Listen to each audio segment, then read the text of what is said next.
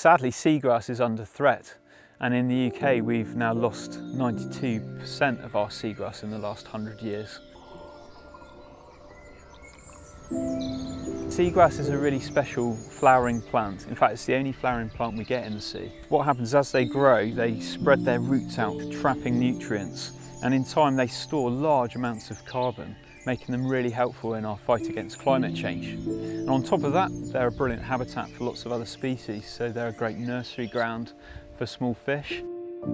Seasalt Cornwall is very excited to be working with Cornwall Wildlife Trust on this innovative new project restoring seagrass here on the River Fowl. We're very fortunate to live and work in such a beautiful part of the UK. As a business, we're committed to reducing the impact we have on the environment as much as we can. So we're really delighted to announce that Cornwall Wildlife Trust will be working with Seasalt on a 3-year project here on our Fowl Ruin Reserve, studying the dwarf seagrass with the aim to restore it on this creek and many others. But we're really excited to be doing practical work down here to help the seagrass beds, to help us trap carbon and store it in the long term, and also to help our wildlife. And then we're really hopeful, if all that goes well, we'll be ready to roll this out and to really help seagrass come back to our estuaries.